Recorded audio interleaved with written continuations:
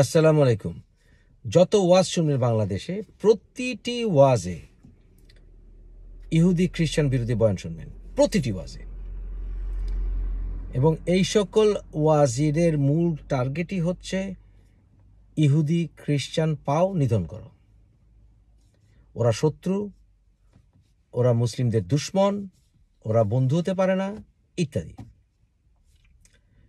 এবং এখন আবার এদের সাথে যুক্ত হয়েছে হিন্দুরা এই লিস্টে। তারপরে এদের ফর্দ তো অনেক বড়, অনেক ফর্দ, অনেক লম্বা একটা ফর্দ।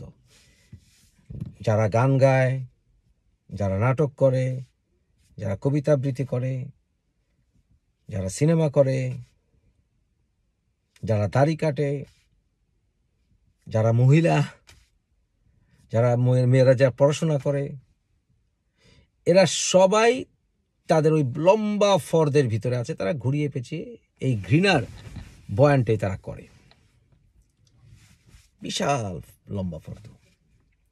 এবং একটি ইউটোপিয়া তারা চায়, একটা ইউটোপিয়া, যে ইউটোপিয়াতে তারা রাজত্ব করবে, যেখানে তারা হবে বিশাল সাম্রাজ্যবাদী শক্তি।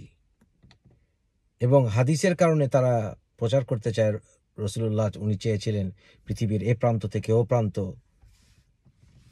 ইসলামের পদতলে আসবেই, উনি স্বপ্নে দেখেছেন, ইত্যাদি। তাই তাদের পার্সপেক্টিভে মুসলিম উম্মাহ থাকতে হবে শ্রেষ্ঠত্ব, শক্তিতে, এবং সেটা আল্লাহ প্রমিস করেছেন তাদেরকে, যে পুরা বিশ্বের শাসন তাদের হাতে তুলে দেবে আল্লাহ। এবং তারা অপেক্ষা করছে ইমাম মাহদি আসার জন্য, তারা অপেক্ষা করছে দাজ্জাল আসার জন্য, তারা অপেক্ষা করছে কিয়ামত আসার জন্য। তারা সারাক্ষণ কিয়ামতের আলামত খুঁজে।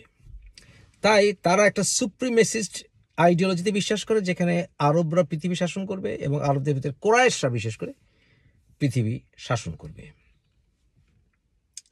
এটার উপর ভিত্তি করতে গিয়ে ওই হাদিস হাদিস হাদিস। তো তাদের কাছে মুসলিম উম্মাহ হচ্ছে তারাই, যারা এরকম সবার উপরে খবরদারিত্ব করবে, শাসন করবে, জিজিয়া ট্যাক্স আদায় করবে, তাদের আইন কানুন তারা সবার উপরে চালিয়ে দেবে, তারা তাদের শরিয়া অনুসারে পৃথিবী শাসন করবে। কিন্তু এটা কি ইসলাম নাকি?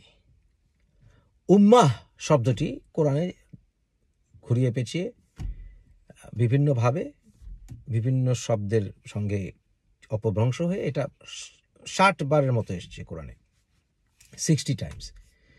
কিন্তু এটা কখনো স্পষ্ট হয়নি এটার এক্স্যাক্ট কনক্রিট মিনিংটা কি।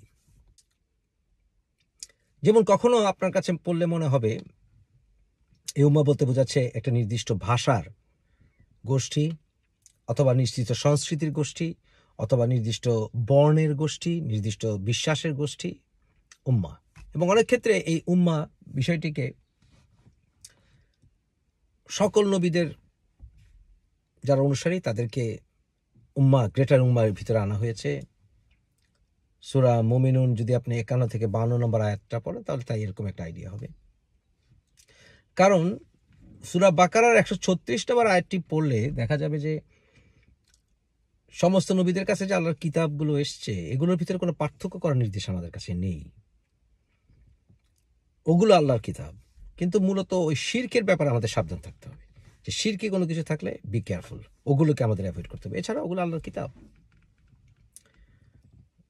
এবং তারা যদি, ধরুন যারা ঈসা আলাইহিস সালামের অনুসারী ছিল, যারা মুসা আলাইহিস সালামের অনুসারী, তারা যদি ঠিক মতো তাদের আল্লাহর কাছ থেকে যা এসছে তা যদি তারা অনুসরণ করে, এমনকি তাদের অনেক ক্ষেত্রে তাদের কিছু মাসলা মাসাইল ভিন্ন হয়, আল্লাহ ভিন্ন করেছেন, কারণ আল্লাহ বিভিন্ন রাইটস বা রিচুয়ালস তৈরি করেন, এটা কোরআনে এসছে, সূরা তাওবায় পাবেন এরকম একটা ইঙ্গিত আছে অনেকভাবে। এবং আরেকটা বিষয় হচ্ছে যে আল্লাহ এটাও তো কোরআনে বলেছেন যে ইহুদিদের জন্য তাদের একটা শাস্তি স্বরূপ তাদের জন্য একটা আপনার আল্লাহ চর্বি হারাম করেছিলেন। তো দেখা যাচ্ছে যে ওদের জন্য ওরা শিরক না করলে যেমন বেহেশতে যাবে, এক আল্লাহ বিশ্বাস করলে, পরবর্তী কালে বিশ্বাস করলে, বিচার দিবসে বিশ্বাস করলে, যেমন 2 নম্বর সূরার 62 নম্বর আয়াত আপনারা পড়তে পারছেন। সেটা আমরা কিন্তু মুসলমানরা সেটা দাবি করি না যে একমাত্র যারা মুহাম্মদ সাল্লাল্লাহু আলাইহি ওয়াসাল্লামের উম্মত তারাই যাবে বেহেশতে, আর যারা একের সময় তারা বেহেশতে যাবে না, কিতাবীরা। এটা কিন্তু ইসলামিক শিক্ষা নয়। সূরা বাকারার 110 থেকে 120 নম্বর আয়াতটি পড়লে আপনাদের ক্লিয়ার হবে এই বিষয়ে।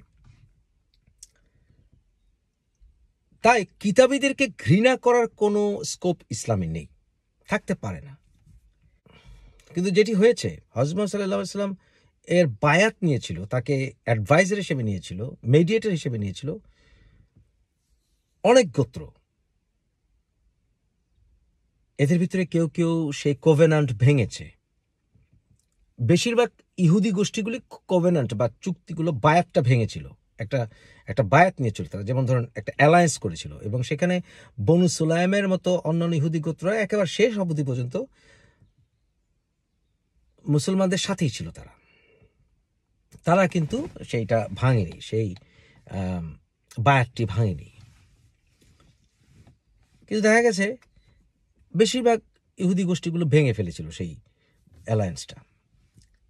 তাহলে কোরআনে যখন বলা হয়েছে যে তোমরা যাদের ভিতরে, যেমন 82 নম্বর আয়াতে, সূরা মাইদার 82 নম্বর আয়াতে, যে যারা ইহুদি বলে নিজেদেরকে, তাদের ভিতরেই তোমরা বেশি দেখবে যে ওদের ভিতরেই বেশি মুসলমানদের শত্রু বা বিলিভারদের শত্রু, বা যারা নিজেদেরকে খ্রিস্টান বলে তারাই বেশিরভাগ তোমাদের কাছে থাকবে। এর অর্থ এই নয় যে এই আয়াতটি সর্বকালের জন্য, কারণ কোরআনের অনেক আয়াত আছে যেগুলো পার্সপেক্টিভ বুঝতে হবে, আপনাকে টাইমলাইন বুঝতে হবে, সেগুলো হিস্টোগ্রাফি বুঝতে হবে, সেটার কোন পরিপ্রেক্ষিতে সেগুলো বুঝতে হবে, যেটা আমাদের হুজুররা, মোল্লারা এগুলো বোঝে না, যাজকরা বোঝে না, কারণ তারা এগুলো নিয়ে পড়াশোনা করেন, তাদের এই মাদ্রাসা কারিকুলামের ভিতরে এগুলো নাই। আর তারা ইতিহাসকে শুধু লাথি মারে, কারণ ইতিহাস পড়লে তো অনেক সত্য গোপন রহস্য বের হয়ে যাবে।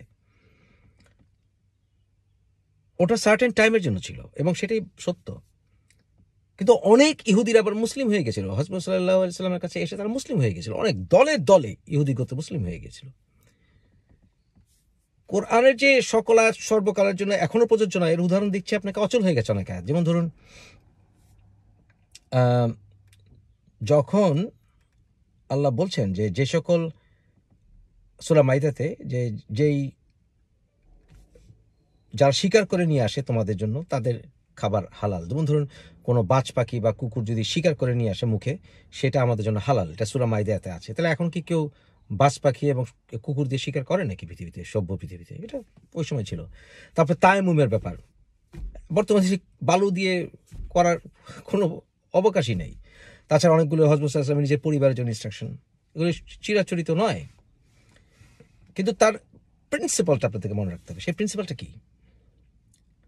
যে বলা হচ্ছে যে আপনি যদি এরকম আয়াত পান যে মনে হবে যে খ্রিস্টান ইহুদিদেরকে তোমরা বন্ধু হিসাবে নিও না, এটা কি অর্থে? আপনার শব্দটি হচ্ছে আউলিয়া। আসলে আউলিয়া কথা হচ্ছে গাইড, স্পিরিচুয়াল গাইড। আমরা তো স্পিরিচুয়াল গাইড হিসেবে তাদেরকে নিতে পারি না। কেন নিতে পারি না? কারণ স্পিরিচুয়াল গাইড হিসেবে যদি তাদেরকে নিতে চাই, তাহলে আমরা কোরআনের পুরো মর্ম এটা ধরে রাখতে পারবো না। কোরআনের পুরো মর্মটা আমরা ধরে রাখতে পারবো না। কেন ধরে রাখতে পারবো না? কারণ ধরে রাখতে পারবো না এই জন্যই যে অনেক রিচুয়ালস ওদের ভিতরে, ওদের মূল কিতাবে তাওরাতে, আপনার বাইবেলে ঢুকিয়ে ফেলেছে ওরা। ওগুলি আমাদেরকে বাধ্য করা হবে, সুতরাং সেগুলো আমরা বাধ্য হিসেবে নিতে পারি না। তাই প্রশ্ন আসছে, যারা নিজেদেরকে ইহুদি বলছে যে তারা ইহুদি, এটাকে একটা জাত, হয়তো বা কোনো এক সময় সেই আইডিয়া মানুষের ডেভেলপ করেছিল যে এটা একটা জাত, কারণ ওদের ভিতরে বনু কুরাইজা, বনু নাদির, বনু কুনায়কা, বিভিন্ন রকমের গোষ্ঠী ছিল। এই গোষ্ঠীগুলোকে যে আপনি বলেন ওই জাতের ইহুদি, আপনারা বলতে পারেন, কিন্তু আসলে ইহুদি অ্যাজ এ হোল এটা জাত নয়, এটাকে ধর্ম, বিশ্বাস, একেশ্বরবাদী ওরা। যদি ওদের ভিতরে অনেক শিরকারীরা এসেছিল, যেমন ওরা এজরাকে আল্লাহর পুত্র বলতো, ওদের ভিতরে এরকম আছে। যেমন খ্রিস্টানদের ভিতরে অনেকে আছে যারা একেশ্বরবাদী, তারা কিন্তু ওই ভার্জিন ম্যারি ট্রিনিটির অংশ মনে করে না। ঠিক একইভাবে ওদের ট্রাইন গডের কনসেপ্টটা অনেক ভিন্ন হয়। The name of the father, the son, the holy ghost, এরকম ভিন্নতা আসে। ঠিক একইভাবে ইহুদির ক্ষেত্রে সেটা প্রযোজ্য ছিল, কিন্তু এখন ইহুদিরা একেবারেই একেশ্বরবাদী। তাই ইহুদি একটা জাত, এটা আপনি বলতে নির্দিষ্ট করে বলতে পারেন না। ইহুদি ধর্মে মৌলিকতায় বিশ্বাস করলে সে ইহুদি হবে।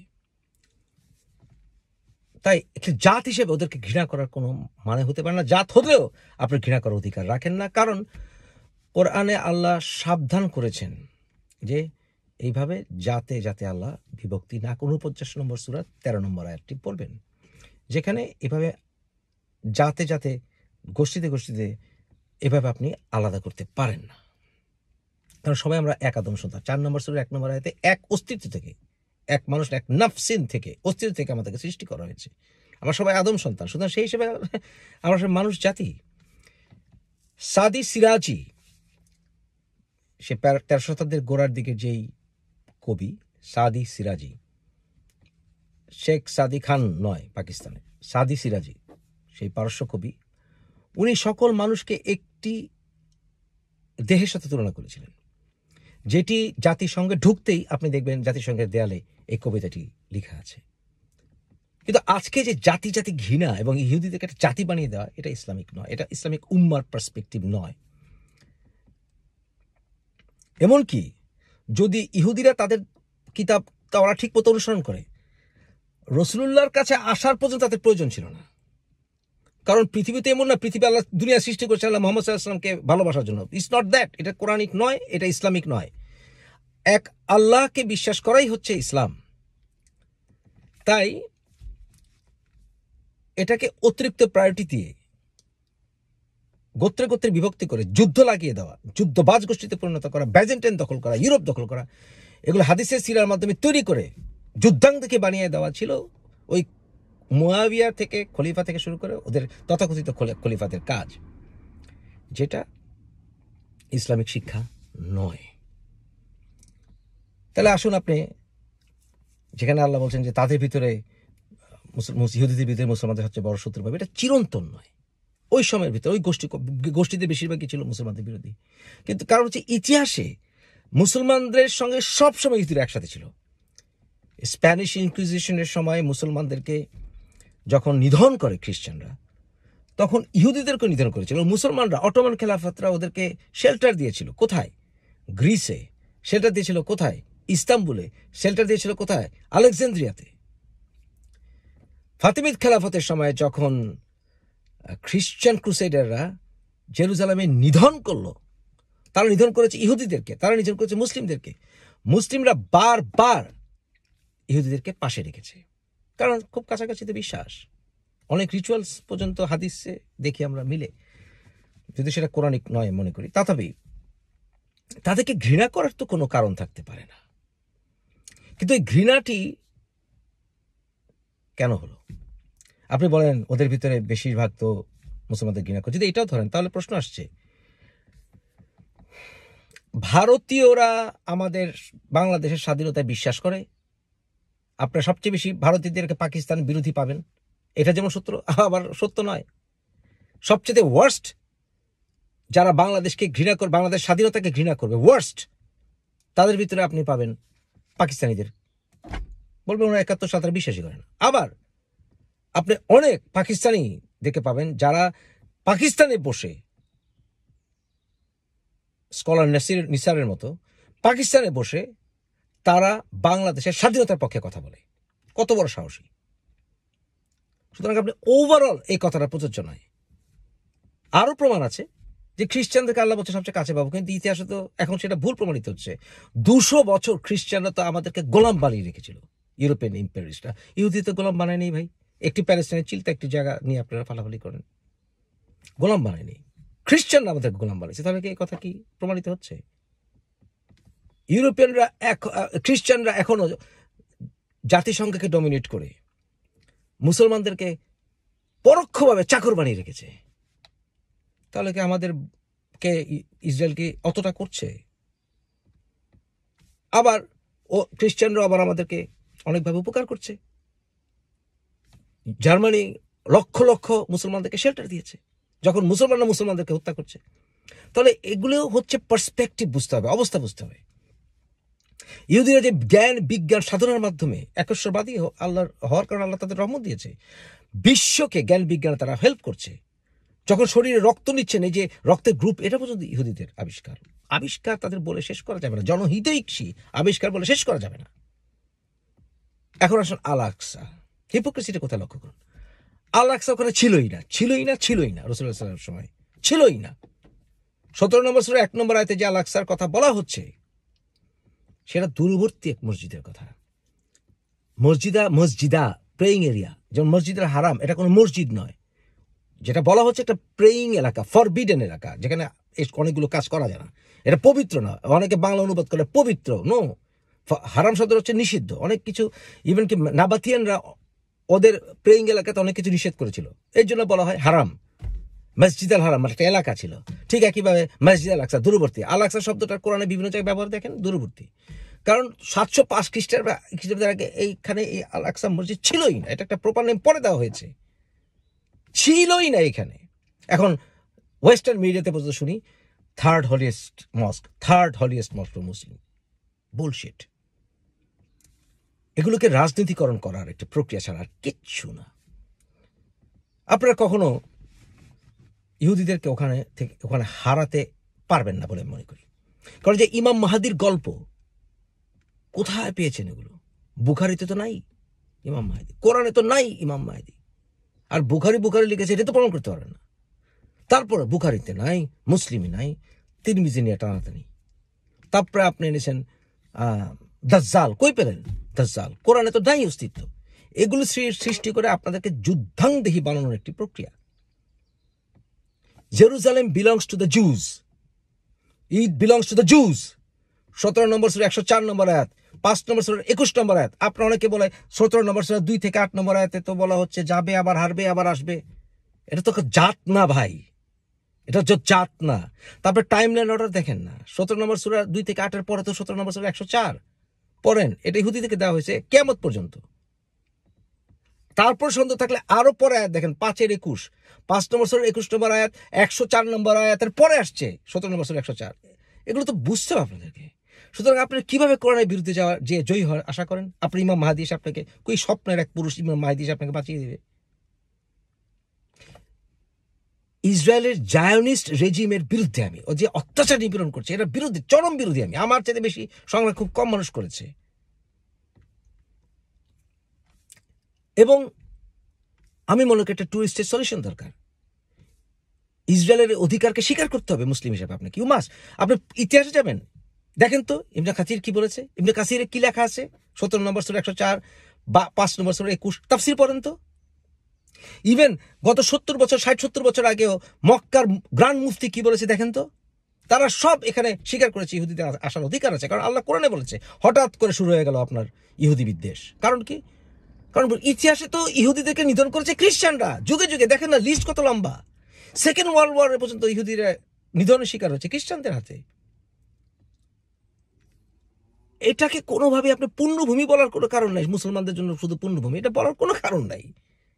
আল আকসার কারণে আর কোনো কিছু হলেই প্যালেস্টাইন আল আকসা উস্কে দেয়। গাজা অঞ্চলটি ছিল ইজিপ্টের, এটা ইসরায়েল অংশ ছিল না। কিন্তু গাজাতে যে Hamas, it's a terrorist organisation. এবং সেখানে ইরান তাদের যত সুন্নি অর্গানাইজেশনগুলো ছিল গাজার, সবগুলিকে শিয়া বানিয়ে ফেলেছে। বিশ্বাস করেন না? ইতিহাস পড়েন। আপনারা তো অলস, বেশিরভাগ অলস। একটু কষ্ট করে ইতিহাস পড়েন, দেখেন ওখানে যত প্যালেস্টাইনের নামে যত অর্গানাইজেশন গড়ে উঠেছে, সবগুলো এখন ইরানের কন্ট্রোলে। এই হামাস কিছুদিন পর পর রকেট মারে। আর হামাস যেটা করে, যে হামাস ইসরায়েলের অস্তিত্ব স্বীকার করে না।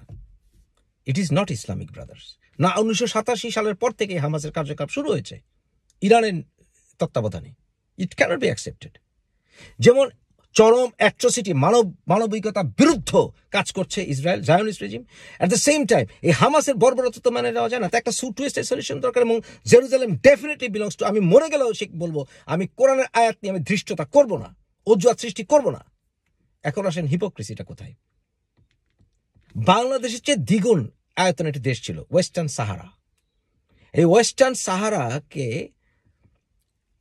75 থেকে 79 সাল পর্যন্ত গিলে খেয়ে ফেলেছে মরক্কো। 80% খেয়ে ফেলেছে। এবং আলজেরিয়ার নিয়ন্ত্রণে আরেক গ্রুপ 20% খেয়ে বসে আছে।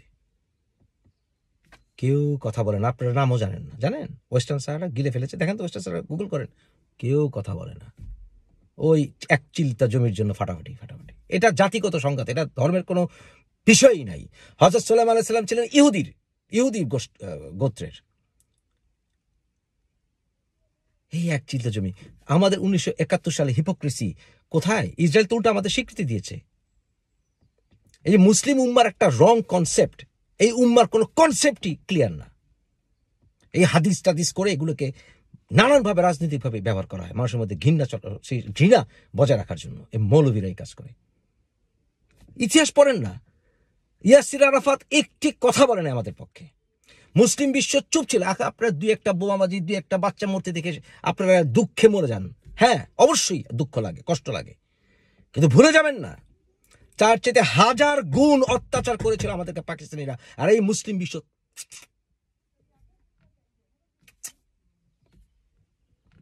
2.5 লক্ষ মেয়ে শুধু ঢাকাতে রেপ হয়েছিল। সত্য সমীক্ষা জানেন না, ঢাকা বিশ্ববিদ্যালয়ে গোপন সমীক্ষা হয়েছিল, যা সময় হলে প্রকাশিত হবে। 2.5 লক্ষ শুধু ঢাকা শহরে বাচ্চা জন্ম দিয়েছে, ওয়ার চিলড্রেন। তার বেশিরভাগই এখন চলে গেছে অস্ট্রেলিয়াতে, অনেকে চলে গেছে ইউরোপে। ওই বিষয়ে কেউ কথা বলে না। হায়দ্রাবাদ যখন গিলে ফেলেছিল ভারত, কেউ কথা বলে না। কাশ্মীর যখন গিলে ফেলেছিল ভারত, কেউ কথা বলেনি। মায়ানমারে মুসলমানরা আমাদের এখানে আসছে, কেউ কথা বলে না, কেউ দায়িত্ব নিতে চায় না। একটু চোখের পানি ফেলে এর দোকানের বউ এতটুকুই, কেউ কথা বলে না। কারণ কি? এই মুসলিম উম্মার কনসেপ্টটা হচ্ছে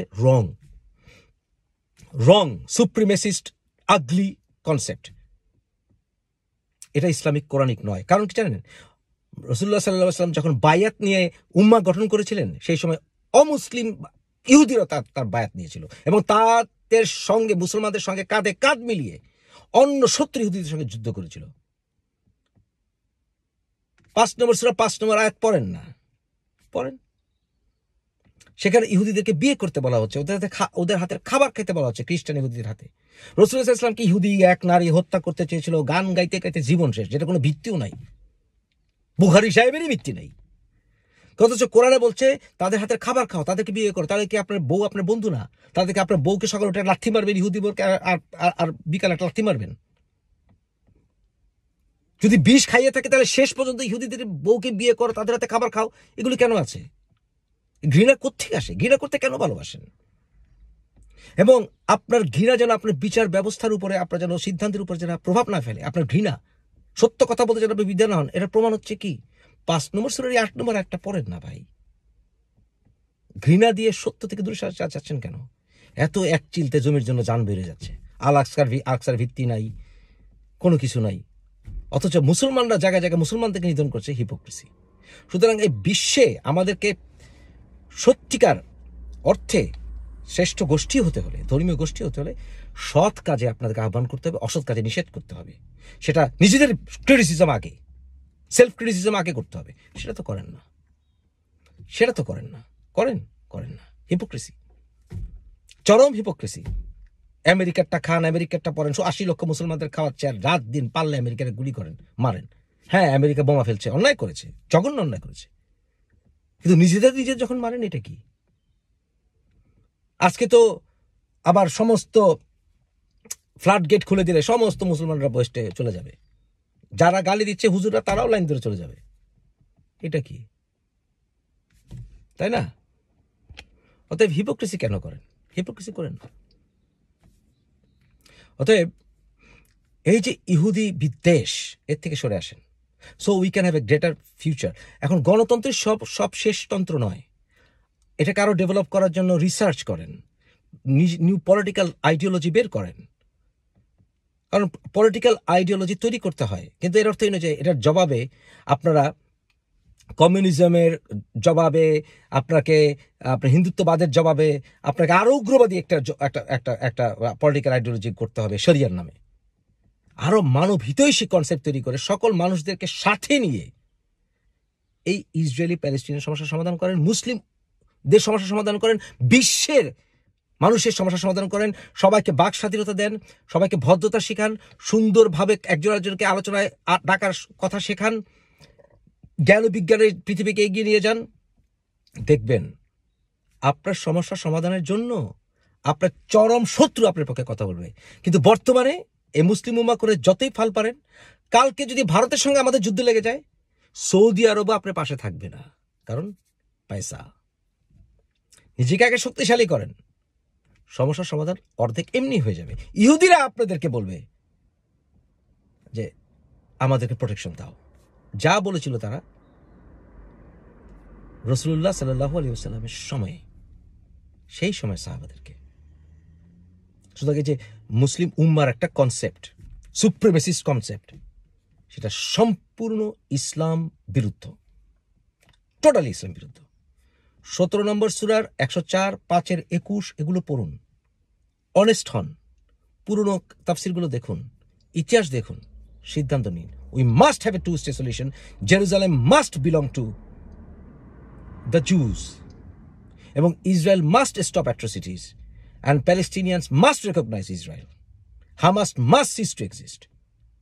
Gaza must be returned to Egypt. That's the solution. And we must all live together, love one another. This is what it is.